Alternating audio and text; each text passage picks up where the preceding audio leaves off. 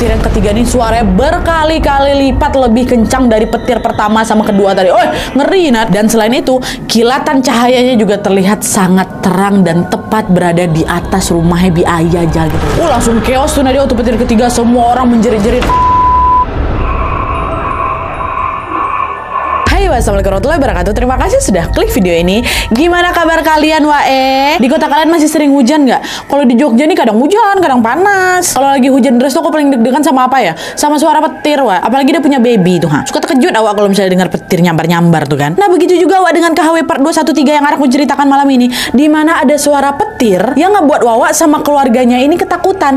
Tapi alasannya itu bukan karena petir ini datang bersamaan dengan hujan badai wa, melainkan karena petir itu datang sebagai pertanda kematian seseorang. Nah, kok bisa? Nah, nggak usah lama-lama kali aku spoiler di depan ini kan, kita langsung masuk aja ke ceritanya, Wak. Check it out.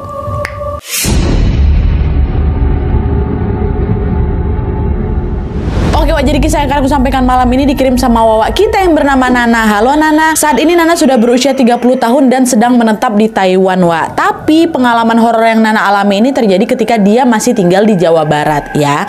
Nah, jadi Wak, pada masa itu Nana sama keluarga besarnya ini tinggal di satu kampung yang sama. Jadi di kampung ini tuh Nana bertetangga dengan saudara-saudaranya, sama om, tante, pak ade, bude, dan saudara-saudara yang lain lah. Jadi satu kampung tuh isinya saudara dia semua gitu lah. Nah, salah satu saudaranya Nana yang juga tinggal di sana adalah tante dan omnya Nana. Kita kasihnya namanya Bi-ai dan Mang Enjan. Nah, kisah horor yang akan aku ceritakan malam ini dialami langsung oleh keluarganya Bi-ai sama Mang Enjan ini, Wak. Jadi ceritanya pada masa itu, Wak, Bi-ai ini memiliki usaha rias pengantin atau MUA. Sementara Mang Enjan bekerja sebagai pemborong padi, jadi macam supplier gitulah.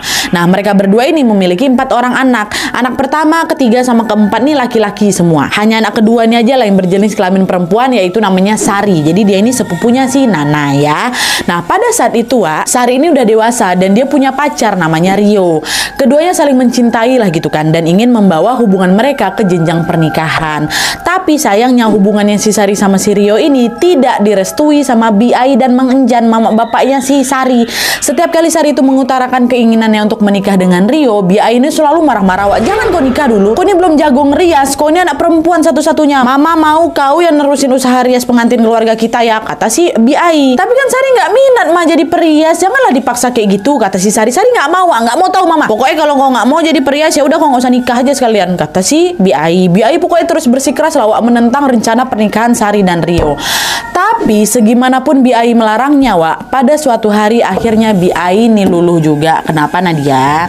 Karena ternyata pada saat itu Sari ini hamil 4 minggu, Wak. Jadi Sari hamil sebelum menikah, ya. Jadi harus tetap dinikahkan lah waktu itu kan. Dah, kira nikahlah itu Sari sama si Rio.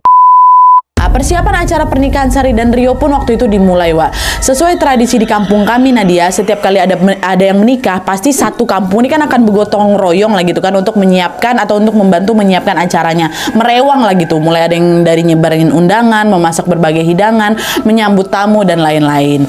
Jadi sejak seminggu sebelum hajatan itu dimulai, Wak, rumah Bi-ai ini sudah ramai tuh sama keluarga dan juga sanak saudara yang membantu menyiapkan acara pernikahannya si Sari. Tapi beberapa sanak saudara yang datang ke rumahnya Bi-ai ini tiba-tiba menyadari ada yang aneh sama sikapnya si Sari, Wak.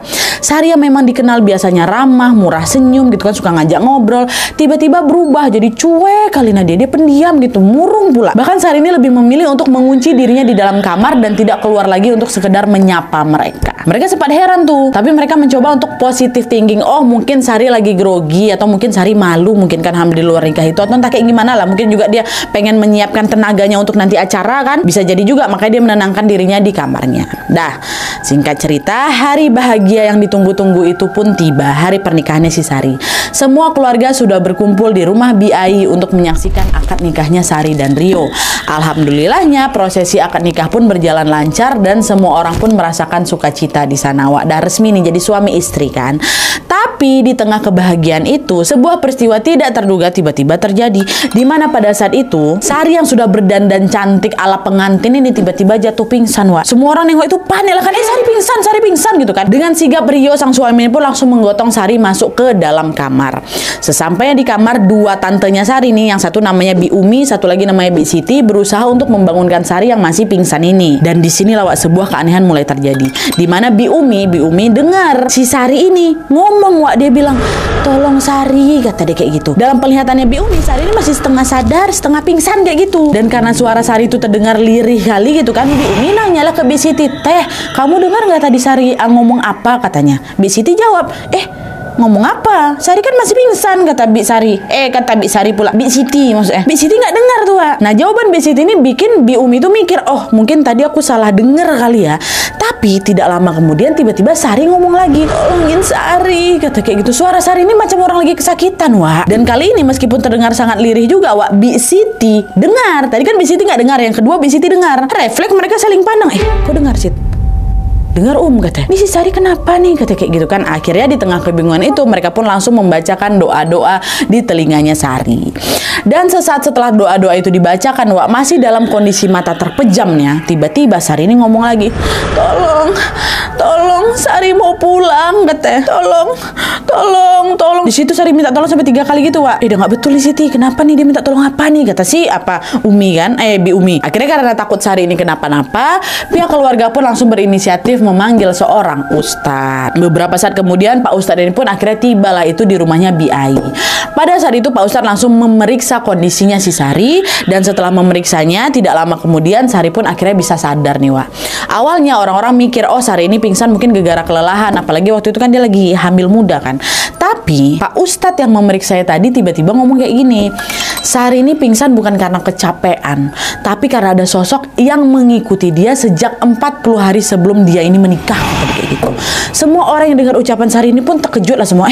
Masa iya Pak Ustadz, kayak gitu kan. Di situ mereka ini langsung teringat dengan sikap Sari yang mendadak berubah beberapa waktu kemarin sebelum nikahnya, yang tiba-tiba Sari itu murung, cuek tuh, yang suka menyendiri itu. Apa mungkin perubahan sikap si Sari ini disebabkan karena ada sosok yang nempelin dia kali ya, kata mereka kan.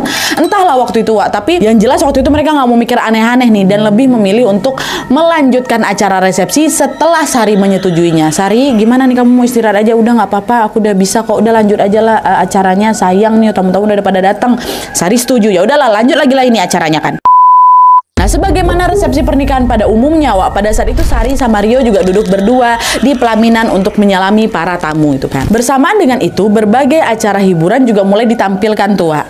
Salah satunya yaitu tari jaipong. Nah, ketika iringan musik jaipong itu mulai mengalun, Wak, tiba-tiba Sari berjalan nih ke altar pelaminan itu dan mulai langsung menari jaipong lagi. Oh, lincah kali Dena dia, kata si Dana. Orang-orang mengira waktu itu si Sari ini ikut menari jaipong karena ya dia sedang terbawa suasana bahagia gitu dari pernikahannya, Wak. Wih, Sari enjoy sama acaranya dong, kayak gitu. Tapi makin lama makin diperhatikan, ternyata tempo gerakannya si Tari ini makin cepat, Wak, seolah-olah nggak terkontrol gitu loh, macam nggak ada capek-capeknya. Dan selain itu di saat yang sama juga Sari ini nggak cuma nari, tiba-tiba dia ketawa-ketawa. Mata itu pejam. Nah, disitulah orang-orang sadar kalau wah kesurupan Sari ini. Nah, Rio si suami ini yang tahu kalau istrinya kesurupan langsung menghampiri si Sari. Dia bilang, dek sayang udah yuk berhenti jangan nari terus, katanya. Nah, mendengar ucapannya si Siro pula Sari dan Rio Siro. Mendengar ucapannya si Rio, Sari cuek, dia tetap joget-joget dari itu kan. Rio terus tuh berusaha narik tangannya si Sari ini supaya berhenti. Dia udah kayak gitu kan. Tapi yang terjadi berikutnya, pingsan lagi si Sari ini, Wak, pingsan kedua kali ini kan. Rio pun lagi-lagi digendongnya Sari, dimasukkannya lagi ke dalam kamar.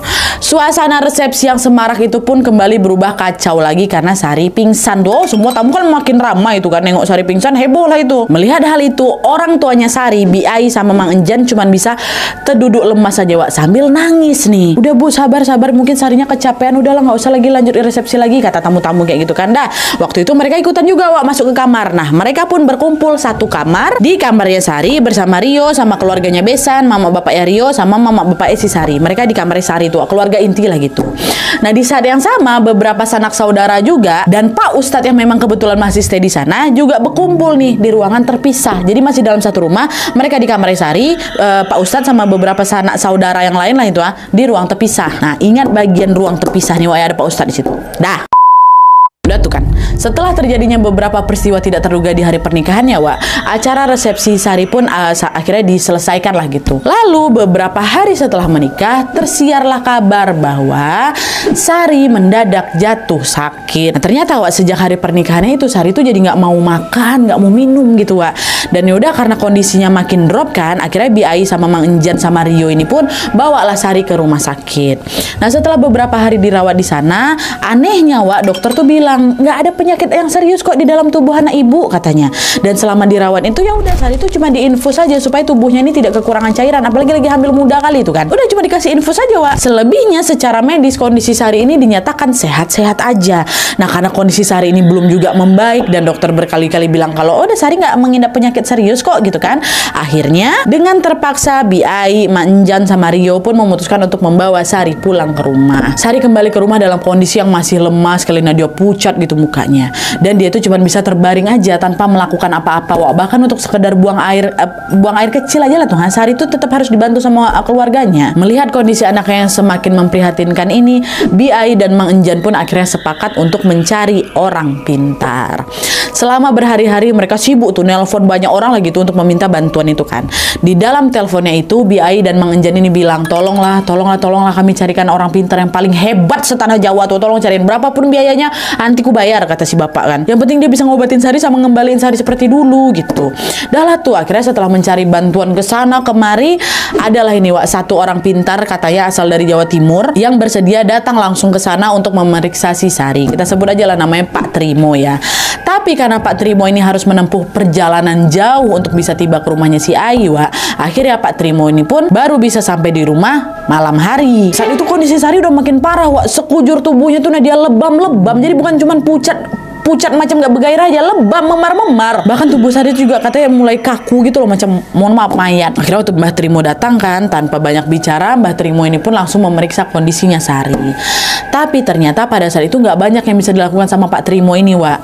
Dengan suara yang lirih, Pak Trimo ini bilang, Pak, Bu, maaf. Ini Mas Sari tinggal nunggu waktu aja, kata dia kayak gitu.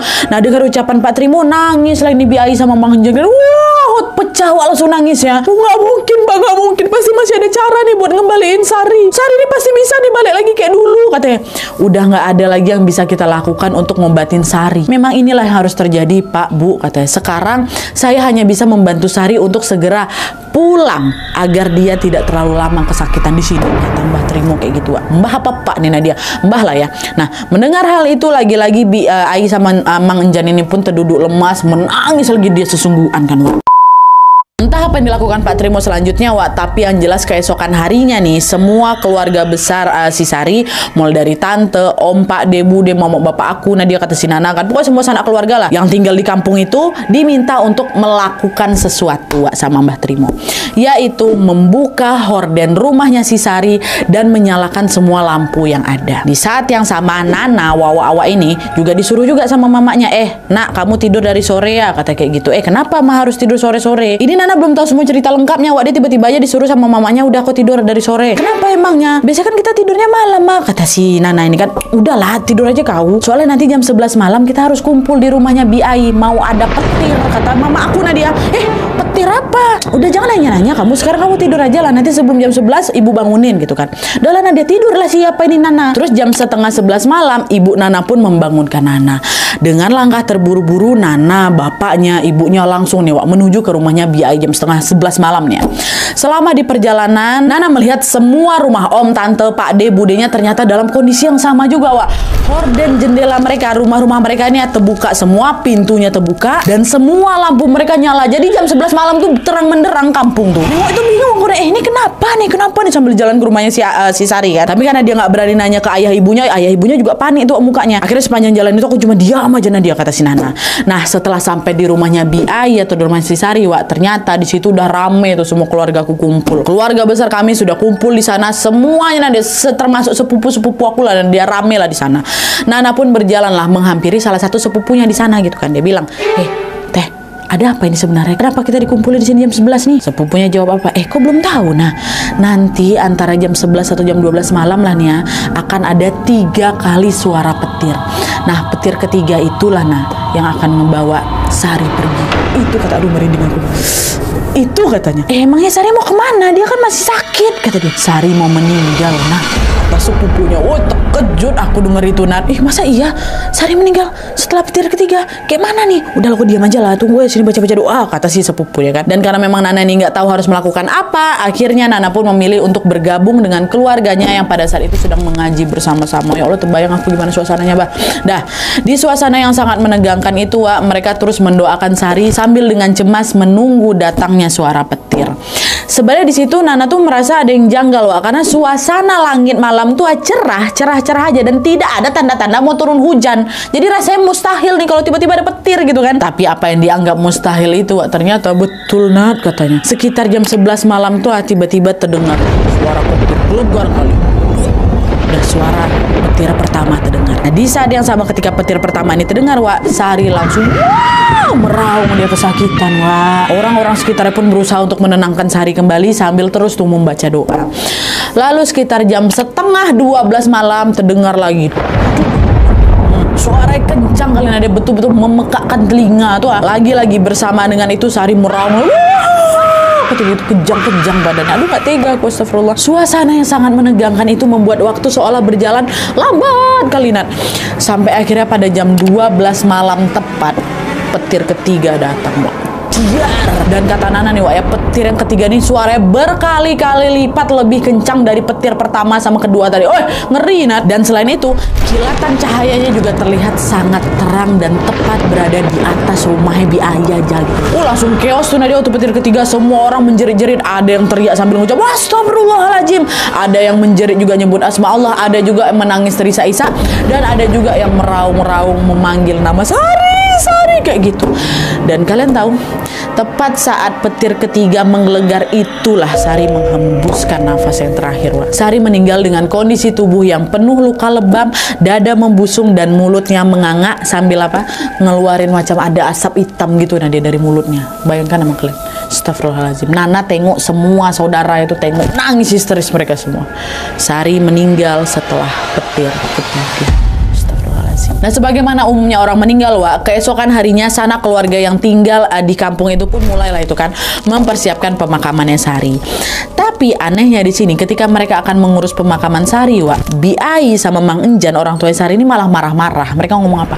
Sari ini bakal hidup lagi. Kami lagi nunggu orang pintar dari pantai selatan ya. Sari pasti bakal sehat lagi. Jangan dikubur dulu, kata mereka kayak gitu. Nah, karena Biai sama Mang Enjan ngelarang Sari anaknya ini dikubur, alhasil pada jam 12 siang jasadnya Sari ini udah mulai kaku. Pihak keluarga yang resah dengan hal itu pun kembali meminta Biai dan Mang Enjan untuk memakamkan Sari. Bahkan Rio suaminya juga pastinya ikut membujuk mertuanya, Wak, Pak, Ibu tolonglah, ini kasihan jasadnya. Apalagi lagi hamil pula waktu itu kan, Wak. Tapi masih hamil muda, memang masih 4 mingguan gitu lah, mungkin anaknya masih kantong kayak gimana lah. Tapi tetap aja gitu kan, kasihan kalau jasad dibiarin kayak gitu kan. Tapi lagi-lagi Biai sama Mang Enjan marah lagi. Saya ini orang tuanya, kami yang berhak nguburin dia. Pokoknya kami mau tetap menunggu orang pintar itu datang. Kan macam gelap mata, Wak, orang tua si Sari ini. Nah, sampai malam hari kami tunggu orang pintar nih, tunggu di pantai selatan tuh pun nggak datang-datang, Nat. Dan di saat yang sama juga jasad Sari ini sudah mulai, mohon maaf, mengeluarkan bau yang tidak sedap. Pihak keluarga yang resah dengan hal ini pun akhirnya sepakat untuk mengambil tindakan tegas. Kalau misalnya sampai besok subuh nih jasad ini belum juga dimakamkan, maka kami akan memanggil pengurus desa, petugas puskesmas, ulama setempat dan juga polisi, kata mereka gitu kan. Udah lah, ditunggulah ini kan. Lalu keesokan harinya apa yang mereka khawatirkan ternyata betulan terjadi, Wak. Biai sama Mbak Enjan masih juga bersikeras menolak pemakaman si Sari itu, karena mereka percaya kalau Sari ini bakal hidup lagi gitu loh. Itu orang pintar yang katanya dipanggil dari pantai selatan nggak juga datang, entah betul dihubungi apa enggak tuh Nadia. Tapi yang jelas sampai besok tuh mereka tetap ngomong kayak gitu, anak kami bakal hidup lagi, kayak udah nggak betul, Wak, mereka berdua nih. Akhirnya dengan dibantu oleh aparat dan pihak berwajib, keluarga besar pun datanglah ini ke rumahnya Biai lagi untuk mendesak Biai dan Mang Enjan untuk segera memakamkan Sari. Dan salah satu dari keluargaku di sana ngomong apa? Jahat betul kok ya, Ai, Enjan. Kalian jadikan anak kalian tuh tumbal demi kekayaan ya. Sekarang setelah Sari mati, kalian nggak mau juga nguburin dia? Hah? Itu nggak punya hati kalian nih. Hah? Itu ada yang bilang tumbal untuk kekayaan. Kok bisa tumbal, kan? Nah, inilah ini ya. Kita flashback lagi nih ya. Jadi, masih kan kalian waktu acara resepsi pas Sari pingsanin yang kedua kalinya, kan keluarga inti berkumpul di kamar Sari, terus ada juga keluarga yang berkumpul sama Pak Ustadz di ruangan berbeda. Masih nggak? Tadi aku suruh ingat bagian sini kan. Nah, ternyata pas lagi di ruangan ini, Pak Ustadz itu ada ngomong sesuatu sama keluarga aku, nah, sama om, tante, Pak D, Bude yang ada di sana tuh lah, dia bilang kayak ini. Tadi saya sempat ngecek kondisinya Sari. Sepenglihatan saya, Sari ini memang kesurupan. Dia atau sosok yang masuk ke dalam tubuhnya Sari ini sedang bahagia karena sudah berhasil mendapatkan apa yang dia mau, kata Pak Ustadz. Nah, sanak saudara yang mendengar ucapan Ustadz itu bingung lah kan, nanya balik, maksudnya gimana nih Pak Ustadz? Emangnya yang ngerasuki Sari itu siapa? Kenapa dia bahagia gitu kan? Pak Ustadz jawab lagi, dia itu penari cantik kali. Namanya, ada namanya, Wak, kita sebut aja lah, tapi namanya Nyai. Aku takut ada apa-apa nih. Namanya Nyai. Merinding aku sumpah. Gak usah sebut nama aslinya. Betul, namanya Nyai. Nyai aja kita panggil. Astagfirullahaladzim, kok bisa Sari ini sampai dirasuki sama Nyai itu? Pak Ustadz bilang lagi, mohon maaf jika ucapan saya membuat kalian tersinggung, tapi ini harus saya sampaikan. Berdasarkan penglihatan saya, sepertinya Bi Ai sama Mang Jan ini sudah bersekutu dengan Nyai itu. Hal itu mereka lakukan supaya usaha rias pengantinnya ini bisa laris manis gitulah. Kan Bi Ai ada usaha MUA kan. Nyai ini selalu ikut tuh kemanapun Bi Ai ada job merias, dan Nyai inilah yang membuat riasan pengantin itu terlihat cantik di mata orang-orang. Tapi tentu semuanya nggak gratis. Apa bayarannya? Setiap pengantin yang dirias sama Bi Ai ini nantinya akan mengalami keguguran pada saat hamil anak pertama. Anak pertama itulah dia jadi tumbalnya untuk bayar ke si Nyai ini. Nah, sanak saudara yang ngedengar ucapan Pak Ustadz itu langsung teringat Wak sama kisah hidupnya Bi Ai dan Mang Enjan di masa lalu. Ini kita flashback lagi nih. Jadi Wak, dulu keluarganya Bi Ai sama Mang Enjan ini, kata keluarganya si Nana ini, hidupnya serba sangat kekurangan, Wak. Bahkan untuk makanannya susah. Nah, lalu pada suatu hari tiba-tiba mereka menitipkan keempat anaknya termasuk si Sari kecil ini ke salah satu keluarga mereka yang tinggal di kampung itu juga. Bi Ai sama Mang Enjan bilang kalau kami mau pergi jauh bentar. Tapi mereka nggak bilang mereka mau pergi kemana. Lumayan lama tuh, nanti pergi bulan-bulan lah gitu. Barulah setelah berbulan-bulan itu baliklah lagi ke kampungnya ini. Dan sejak saat itulah hidup mereka berubah. Bi Ai tiba-tiba tuh udah pulang dari berbulan-bulan itu, Wak, dia bukalah itu usaha rias pengantin, langsung laris manis di sana. Lalu dalam waktu yang singkat mereka pun jadi kaya raya gitu. Nah, melihat Bi Ai sama Mang Enjan yang kaya mendadak, orang-orang kampung tuh sempat bergunjing juga. Nah, dia, apa jangan-jangan Bi Ai sama Mbah Enjan ini pakai pesugihan ya gitu.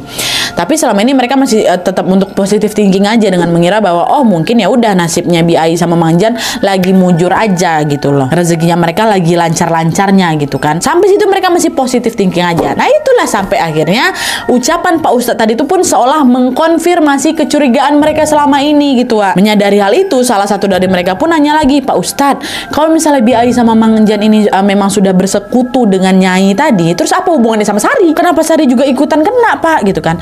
Ini tuh udah menjadi kesepakatan antara Bi Ai, Mang Enjan sama si Nyai itu. Usaha rias pengantin yang mereka miliki ini akan bertahan lama jika anak perempuan mereka mewarisi usaha itu. Jadi apa, anak perempuan mereka cuma satu, Sari. Nah, Sari ini harus jadi perias juga macam Bi Ai. Dan syaratnya adalah Sari nggak boleh menikah atau juga punya anak. Jika syarat-syarat tadi dilanggar, maka Nyai ini akan mengambil Sari. Nah, sekarang apa? Semua persyaratan itu kan udah terlanjur dilanggar gitu kan. Sari hamil, udah. Sari menikah, iya. Jadi sekarang ya dia udah dibawa pergilah itu sama Nyai. Itu tuh waktu Sari lagi tersiksa-siksanya tuh, Wak, katanya yang masih tinggal di tubuhnya Sari itu ya cuman tubuhnya aja, tapi di dalam tubuhnya itu udah diisi sama Nyai itu, Wak, kata Pak Ustadz. Iya Allah, Pak, pantas aja lah itu ya, selama ini kan Sari ini nggak dibolehin nikah, terus si Sari juga dipaksa pula jadi perias tuh kan. Sari nggak mau memang, ternyata ini pula alasannya ya, kata mereka. Nah, jadi inilah dia, Wak, alasan yang melatar belakangi keanehan yang terjadi sama Sari. Sari katanya dijadikan tumbal sama bapaknya. Ya Allah, kasihan Sari. Ada tuh kan, kita balik lagi nih ke saat si Sari sudah meninggal. Nah, setelah didesak oleh orang banyak, akhirnya dengan terpaksa Bi Ai dan Mang Enjan pun memperbolehkan Sari untuk dimakamkan. Tokoh agama di kampung itu pun segera langsung menyiarkan kabar kematian Sari melalui toa masjid. Lalu tidak lama kemudian warga pun mulai berbondong-bondong datang ke rumahnya Bi Ai untuk melayat. Akhirnya pada sekitar jam 11 siang tuh Nadia, jasad si Sari ini pun telah dimakamkan dengan selamat. Dan juga sebenarnya, Wak, bertepatan dengan hari ketika Sari ini dimakamkan, ada juga nih satu kejadian horor juga lah yang menurut aku agak sedikit epic lah. Ini aku selipin lah dikit kan. Jadi Sari kan dimakamkan jam 11 siang tuh.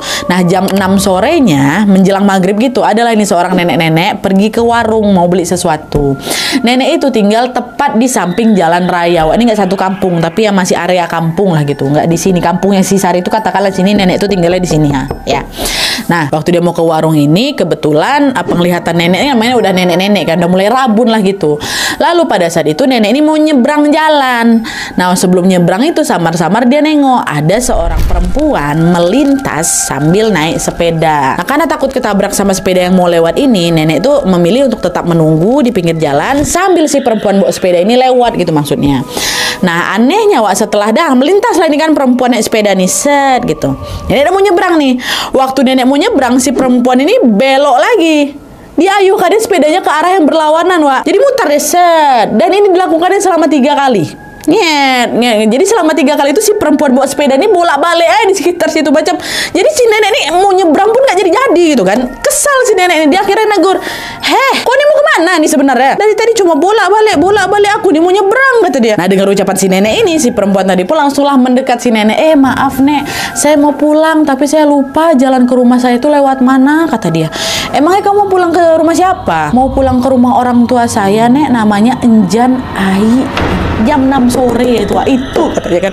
Nah si nenek yang kebetulannya tahu di mana rumahnya Enjan sama Ai ini Wak, akhirnya kasih petunjuk lah, nanti kamu lurus belok sini kata si nenek itu. Tapi jalannya gelap nek, saya nggak bisa lihat, kata si cewek ini. Loh masih muda kok udah rabun nih ya, nenek punya senter, pakailah dulu. Tapi besok waktu kamu lewat sini lagi kembalikannya senter nenek ya, senter nenek cuma 1. Besok pagi nenek tunggu di sini, kata. Oh iya nek, makasih ya nek, dibawalah itu senter tuh. Ngayuh lagi desert gitu kan. Nah keesokan harinya nih Wak, nenek tuh duduk juga lah di depan rumah tuh kan, sambil nunggu mana nih si perempuan itu, dia kan mau balikin senter aku nggak punya senter lagi gitu kan. Ditunggu-tunggu kok nggak datang-datang si perempuan ini. Ngedumel nenek itu kan, aduh dasar anak zaman sekarang, kemarin lupa jalan pulang, sekarang lupa balikin senter, ngomel lah gitu. Nah seorang tetangga yang mendengar nenek itu ngomel, akhirnya nanya juga nih, dengar dia, kenapa nek kok ngomel-ngomel pagi-pagi nih, kata gitu kan. Nah akhirnya si nenek pun menceritakan lah semuanya. Kemarin sore itu nenek baru aja minjemin senter ke anaknya Mang Enjan sama Bi Ai itu loh, katanya mau balikin pagi ini, tapi nenek tunggu-tunggu kok dia nggak datang juga, kata si nenek ini kan. Nah si tetangga yang mendengar ucapan itu membelalak matanya. Anak perempuannya Ai sama Enjan, Sari bukan namanya? Duh nenek nggak tahu pula namanya, tapi yang jelas anaknya Enjan sama Ai lah, kata gitu. Anaknya Enjan sama Ai perempuan itu cuma 1, namanya Sari, tapi Sari itu udah meninggal nek, baru aja kemarin dimakamin, nggak dapat kabar nenek. Jangan bercanda kamu, kemarin masih ketemu sama nenek kok, sore dia meninggal jam berapa? Dia meninggal kemarin ya nek, baru dimakaminnya jam 11 siang, kata gitu. Gak mungkin lah orang kemarin nenek ketemu. Betul nek, orang saya sendiri datang layat kok, kata si di tetangga ini kan. Nah ternyata nenek ini nggak dapat kabar Wak, kalau misalnya siapa itu udah meninggal. Nenek yang shock dengan kabar duka itu pun lemas dia langsung Wak. Dan untuk memastikan cerita nenek tadi, akhirnya si tetangga ini berlarilah dia ke rumahnya Bi Ai sama Mang Enjan Wak. Di sana dia ceritakan, Mang Enjan tadi gini-gini semua pokoknya diceritain kan. Si nenek itu minjamin senter ke si Sari, kata dia. Dan setelah mendengar cerita itu Wak, dengan tergesa-gesa Mang Enjan sama Bi Ai ini pun langsung memeriksa sepedanya Sari Wak. Jadi memang semasa hidupnya dulu Sari itu memang punya sepeda, sering juga dia pakai. Dan setelah diperiksa ternyata di dalam keranjang sepedanya Sari, Mang Enjan nengok ada senter di situ. Kok bisa? Dan selain kejadian tentang senter itu, beberapa orang juga mengaku pernah melihat penampakannya Sari, katanya. Katanya Sari ini datang ke mereka sambil mengatakan sesuatu yang kurang lebih sama seperti yang disampaikan ke nenek kemarin, Wak. Tolong saya ingin pulang tapi jalannya gelap. Saya harus lewat mana? Itu katanya, Wak. Ya Allah, malang kali nasibmu Sari. Semoga kamu tenang di sana ya. Amin ya rabbal alamin. Oke Wak, jadi itu tadi kisah horor yang dialami sama keluarganya Bi Ai dan Mang Enjan. Kabarnya nih kata si Nana, sejak kematiannya si Sari Wak, usaha rias miliknya Bi Ai ini langsung sepi sesepi-sepinya. Keluarga Nana atau Wawa yang ngirim cerita ini dan juga saudara-saudara yang lain juga memilih untuk jaga jarak sama Bi Ai dan Mang Enjan Wak. Bahkan ketika anak-anak mereka menikah pun tidak ada satupun yang mau memakai jasanya Bi Ai gitu.